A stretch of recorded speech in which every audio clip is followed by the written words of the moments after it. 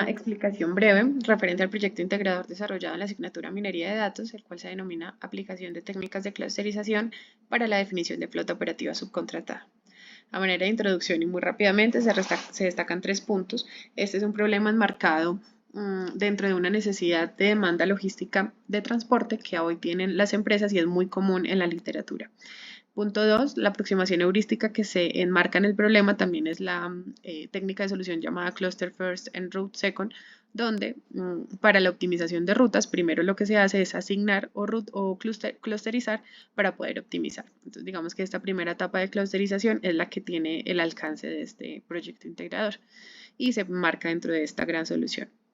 Tercer punto, la capacidad de los algoritmos de aprendizaje no supervisado para adaptarse a la distribución espacial es algo que rescatamos del proyecto y sobre todo de la utilización del software Orange que utiliza ambas técnicas, tanto DEPSCAN como CAMINS, las cuales pues son muy óptimas para hacer aplicar las técnicas de aprendizaje no supervisado de datos geográficos como lo son los que tengo en el trabajo. Estos son los datos, la base de datos que se va a procesar muy rápidamente porque ya se había mencionado, pues contiene las direcciones de residencia de 256 usuarios y los datos que se van a utilizar son el usuario catalogado como un dato categórico y la columna de latitud de origen y latitud de origen y longitud de origen que constituyen las coordenadas de la dirección.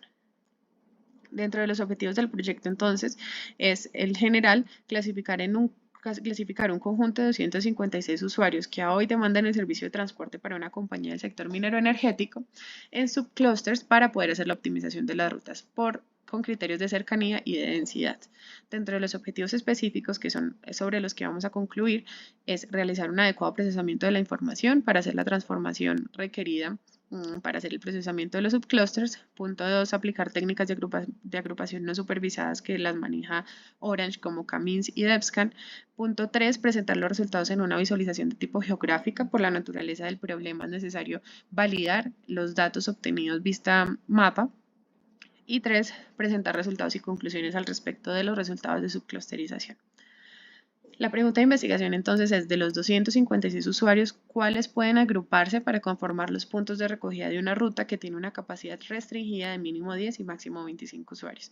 Esta capacidad restringida nos lleva a que la técnica de solución sea una clusterización por iteraciones, donde el criterio de parada va a ser el clúster, la subclusterización que cumpla los criterios de cantidad de elementos por clúster, utilizando técnicas de CAMINS y DEPSCAN.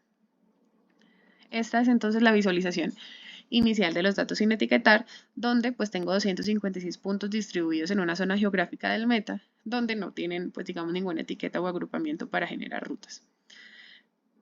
Rápidamente entonces en los resultados se hace una primera iteración aplicando CAMINS a toda la población. Allí arrojan entonces cuatro clústeres este primer resultado con un coeficiente de silhouette bastante bueno, digamos de 0.8, donde lo que me indica es la asignación adecuada de los usuarios a cada clúster o de elementos a cada clúster.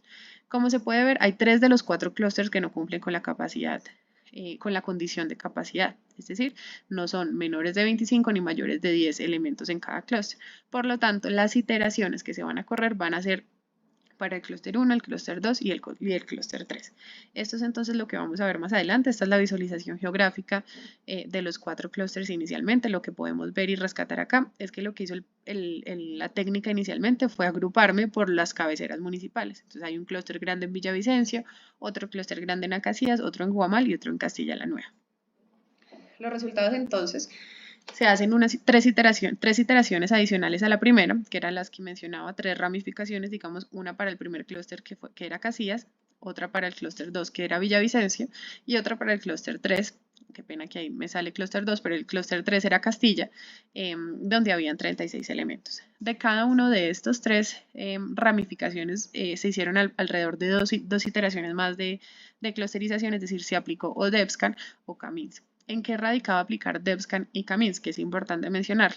CAMINS es una técnica de clusterización muy eficiente, pero no me toma en cuenta puntos ruido, ¿sí? o elementos outliers que estén, digamos que por distancia, más alejados de los demás.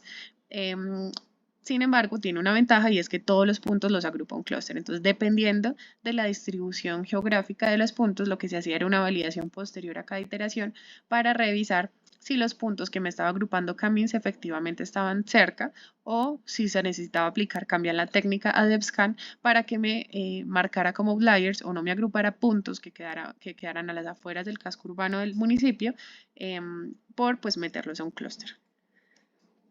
Entonces, al final de cada iteración, lo que quería mencionar es que en una tabla lo que se hace es digamos que consolidar los resultados o las etiquetas de los clústeres que resultaron al final.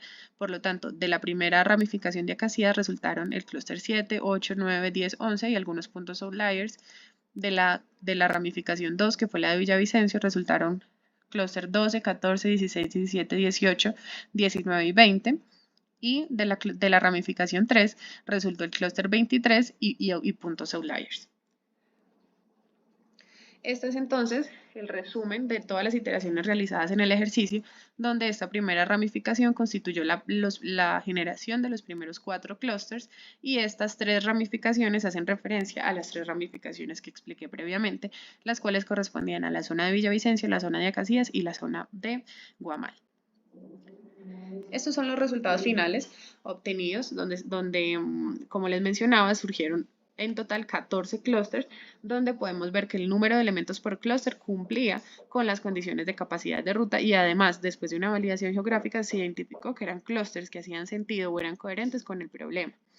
Una observación acá es que Orange no permite la visualización de más de 10 etiquetas, es decir, que en pantalla vemos solamente en colores 10 clústeres contando los puntos outliers, que es la categoría 0 que vemos inicialmente. Por lo tanto, lo que se hace, y está detallado en el trabajo escrito, es una visualización en RStudio, donde allí mismo está el código. Lo que se hace es hacer la visualización geográfica también, donde aquí más claramente vemos que los puntos grises son los 20 puntos outliers que al final del ejercicio resultaron.